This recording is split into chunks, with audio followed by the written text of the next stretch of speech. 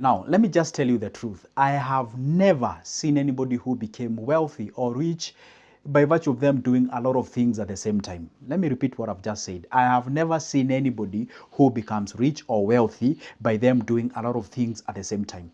Let me ask a question. Have you ever interacted with a rich person and they tell you, hey, guess what? Wow, I just became rich when I was actually dealing with selling maize. Oh, guess what happens? I was actually supplying and doing this electronics. Oh, and guess what, by the way? I actually wrote a book. That was the time the door opened and I became successful. That's why I own these properties. Oh, guess what? I was actually rearing chicken, or maybe I did start with pig and everything became good and all those kind of. Guess what? See, there is nothing like you diversifying too early. Now, the problem that people make when you want to actually create wealth at the beginning is when you actually diversify too early, such that you don't even become an expert of a single thing. Remember this saying that goes by, hey, you're a jack of all trades and a what? Correct. A master of none. So what you're supposed to do, you specialize. And guess what? That is exactly the topic of the today. Guess what? See, if you want to create wealth, if you want to be rich, go ahead and specialize. And to safeguard it, go ahead and diversify. I'll repeat the topic. It's about becoming rich, you specialize. And when you want to safeguard it, you diversify. Because creating wealth, okay, amazing. I love it. Everybody loves it. But now there is a very delicate balance here now. Once you create it, now how do you safeguard it?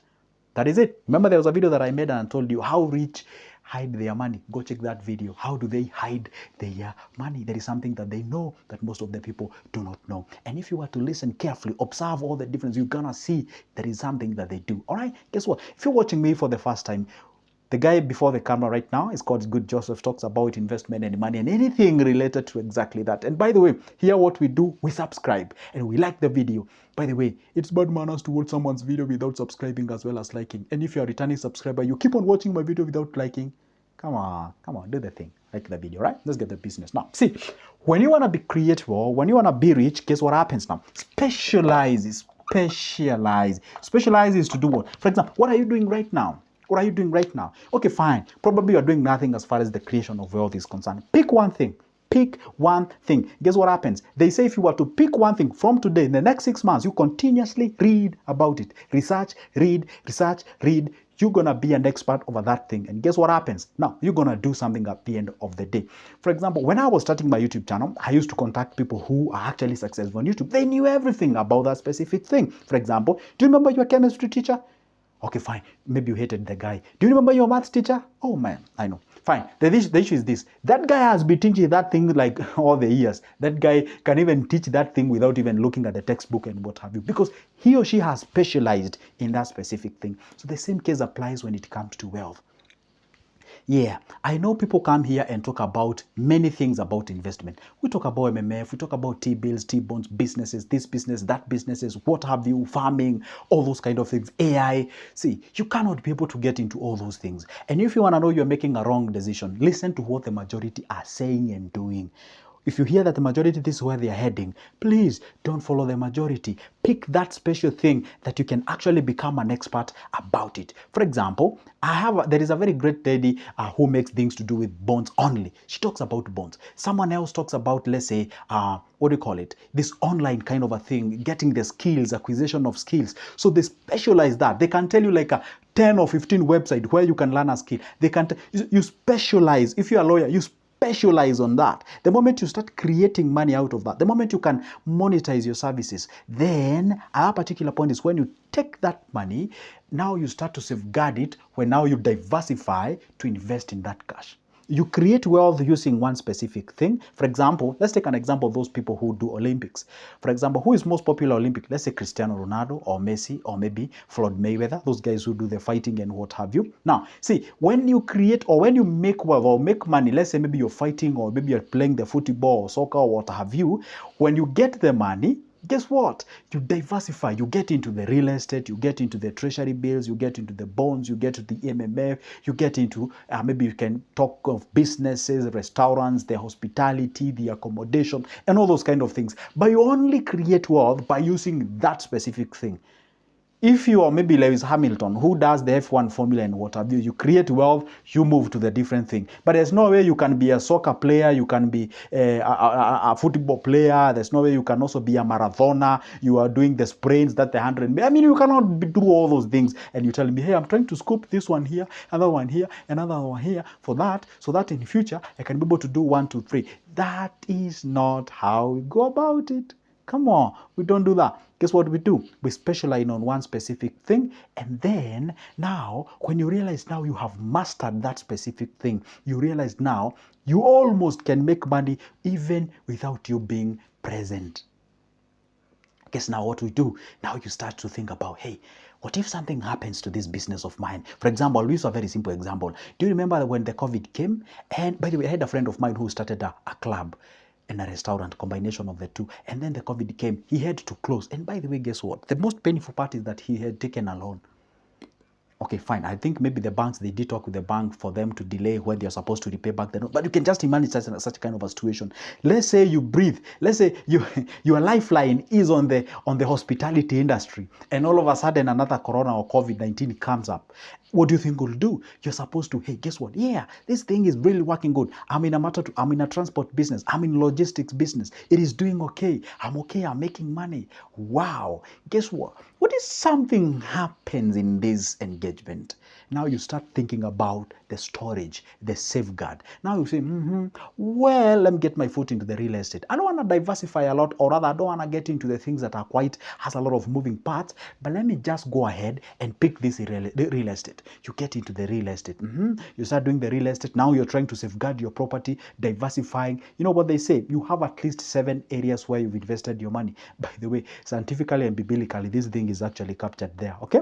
Now, after you do that, you say, wow, real estate is doing amazing. How about now I go ahead and I'm in the transport industry. How about I got into the real estate? Okay, fine. That's amazing. How about if maybe I can try a little bit of farming? It's a little bit risky. Okay, fine. I ain't gonna do farming. Let me get into the bills. Let me get in the bonds. Okay, fine. You get what I'm saying? Let me get to the education system. Maybe I can start a hospital. Maybe I can start a school. Maybe I can start you start to diversify. That is where now you're trying, or you're thinking about safeguarding the property that you have, or you're safeguarding the wealth. And remember what I told you guys, when you're actually from 21, that is 21 years, all the way to 46 years, okay? 46 years.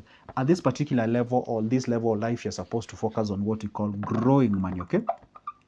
You're supposed to focus on what we call the growing money. How can I grow it? You access $1 million, Bob. How can I grow it? How can I subject it to a growth? How can I do this? What can I do? Okay, fine. I have this amount of money. You think about growing, expanding. You get what I think. So now, after now you clock beyond this particular age, henceforth, you now start to think, guess what? I've tried a lot of many things. I've gotten into the farming. I've got into the logistic industry. I've been into the health industry. I've been to this. Or maybe let's say at this particular point up to the 46th year, I have been in the logistic industry, or I have been in production industry. Now what I'm gonna do, I'm gonna try to diversify. This is when now you shift the tools, because you're now transitioning to an age whereby you become less active.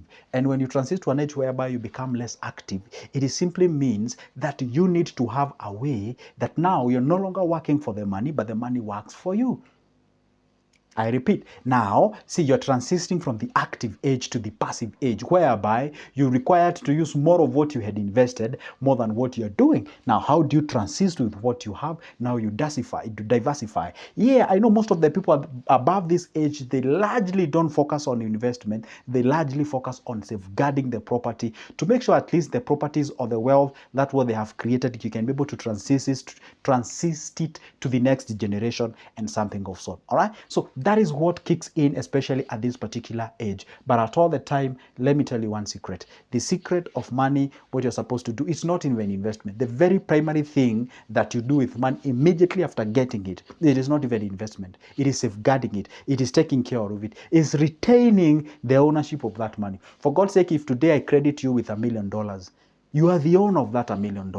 How can you extend the ownership of that amount of money?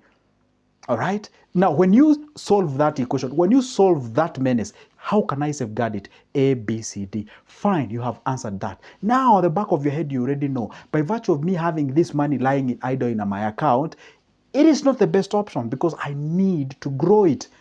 Fine. Now you know I need to grow it. Now you go to the next level. What method of growth can I use, subject this money to, be able to not only make money out of it, but at the same time safeguard it?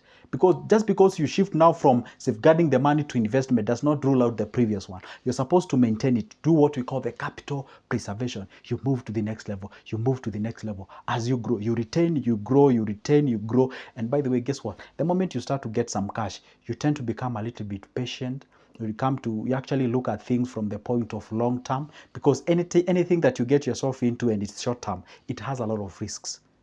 I repeat, the moment the money starts to kick in, you become patient, and then at least you actually think about things to do with long term, because the shorter the term it is, the higher the risk. By the way, for those who have ever bought shares, for those who have been listening to my videos and you have bought shares or bought stocks, when you log into your CDS account, or when you log into your online trading platform and you see how the shares are faring up, let's say at the morning they were so nice, and then at the evening at around 2 or noon or something, and then you realize that the shares are really gone down, and it's one of the companies that is actually the losers. You see, when you go to this platform, for example, if you go to the NSE, that's Nairobi Securities Exchange, they always say the top gainers, the top losers, I don't know, today's gainers, today's losers, and the movers. And then you end up finding your company that is on the losers. And then you do not know. You see, there are people who we call them the investor, and there are people who we call, I forgot the name. So you find that speculators.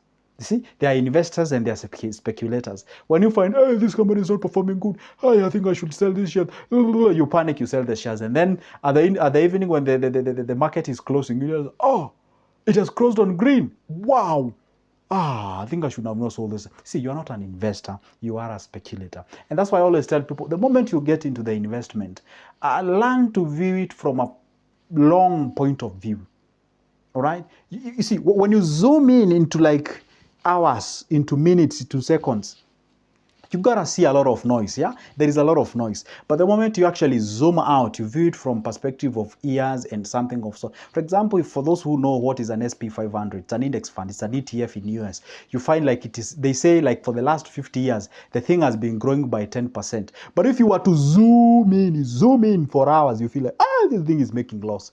But if you zoom out, you look at it from a point of, let's say, even a month, even an year, you're going to see a quite of a bull kind of a curve or something of sort. Consistency becomes a little bit predictable. So don't be a speculator, be an investor. So that way you can be able to move to the next level. You can be able to invest confidently. Now you shift from specializing to now what we call the safeguarding. That is exactly what you're supposed to incorporate in life. And that way you're going to minimize a lot of noises and you're going to progress to the next level. And guess what? That marks the end of my video. And guess what, guys? Let me just say thank you for taking this opportunity to always come here and watch my videos. How delighted do I feel when we come here, exchange some things, and make this information known to you guys, because guess what? This information was never shared with us, especially the whole education system. It was not provided. So I don't know, perhaps maybe they will think one day and try to incorporate these ideas or this information to the education. But before then, good Joseph, by God's grace, gonna show up here, make videos and try to transform the world. And if I will never change the world, then I can be able to change your pockets. That is it. For now, it's a goodbye. And by the way, if you'd like to have a conversation with me, my number is always on the description of this specific video. Grab that number, shoot me a call, or you can pick that email. Let's talk business. For now, it's a goodbye and see you in the next one.